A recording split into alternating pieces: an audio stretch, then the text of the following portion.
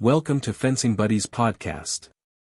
I'm Alex, your host and former foil fencer, now a youth coach. And with me, as always, is the insightful Sarah. Today we're diving into a fascinating article titled, Impacts of Season Phases and Training Variables on Mental Fatigue in Real-World Elite Fencing. It's all about how mental fatigue affects our elite fencers. Thanks, Alex. This article really caught my attention because, as you know, fencing is such a highly perceptual cognitive demanding sport. We often focus on the physical grind, but the mental aspect is just as, if not more, critical for performance, especially when you're looking at split-second decisions and complex tactical exchanges on the strip. Exactly. And the article immediately highlights that mental fatigue, MF, is prevalent, peaking on competition days. I've seen that in my athletes, where they seem sharp early in a long tournament, but by the direct eliminations, there's a drop-off, not just physically, but almost like their brains are slowing down. The study showed a significant increase in mental fatigue and impaired reaction time on match days. How does that manifest in what we see on the strip? Well, what the article describes aligns perfectly with observed behaviors. That subjective feeling of tiredness. How mentally fatigued do you feel right now? Combined with the objective impairment in reaction time, means fencers are literally slower to perceive and respond. Think about it. A fencer might miss a subtle tell from their opponent, their parry might be a fraction of a second late, or their riposte might be less accurate because their cognitive processing speed is compromised. They're struggling with distance and timing more than usual. That's interesting. So it's not just a feeling, there's a measurable drop in that crucial reaction speed. As a coach, I'm always looking for those practical takeaways. The study then went into specific training variables.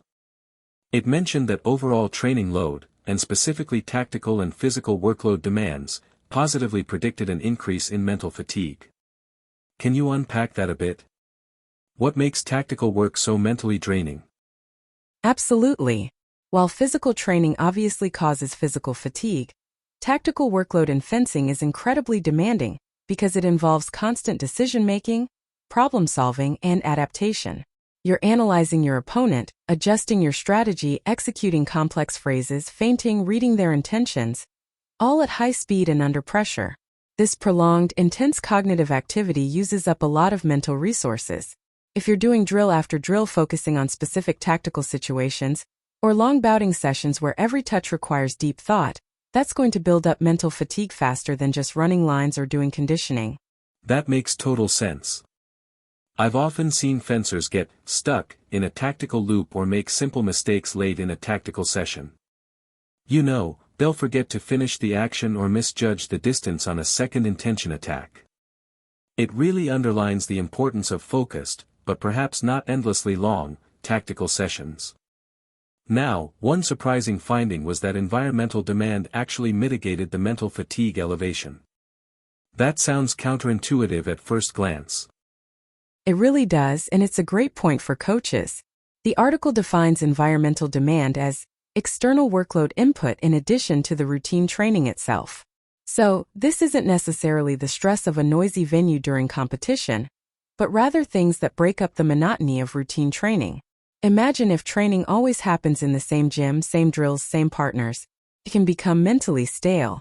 But if you introduce elements like training in a different location, a specific simulated high-pressure scenario, or even team-building activities that are distinct from routine fencing, it seems to offer a fresh mental stimulus that prevents the buildup of mental fatigue. It's like a mental refresh button within the training week. Wow, that's a brilliant insight. I've definitely seen athletes get a bit of a spark when we change things up, even just moving some drills to an outdoor space or integrating a fun, non-fencing game into a session. It keeps them engaged. And it brings up the next point. The study found an inconsistency between subjective and behavioral indicators on training days. Fencers felt more mentally fatigued after training, but their reaction time didn't significantly worsen. Why do you think that is? That's a crucial distinction, Alex. The researchers suggest a compensatory effect. Essentially, during training, even if you feel mentally tired, you might be able to consciously push through for a short, simple task like the reaction time test, especially if motivation is high, perhaps pre-championship. You're not trying to win a point against an opponent, you're just pressing a button. However, in a real competition with sustained pressure, continuous complex decision-making, and emotional stakes, that compensation breaks down, and the fatigue does manifest in impaired reaction performance. It shows that while subjective feelings are important, they don't always tell the whole story, and performance in a complex environment is different from a simple test. That's a key takeaway for coaches right there. You can't just ask an athlete if they're tired, you need to observe their complex performance. So, what's the big picture for coaches and fencers from this research? How do we actively manage mental fatigue? The study clearly advocates for active management. Coaches need to recognize the prevalence of mental fatigue, especially around competitions. Monitor it using both subjective scales and perhaps more complex, fencing-specific behavioral tasks. Critically, modulate training load, focusing on the contributions of tactical and physical demands. And don't shy away from strategic use of environmental demand. Introducing variety, novelty, or specific non-routine elements to training can actually help mitigate that mental load, keeping fencers sharper. It's about optimizing the brain, not just the body. Fantastic advice, Sarah.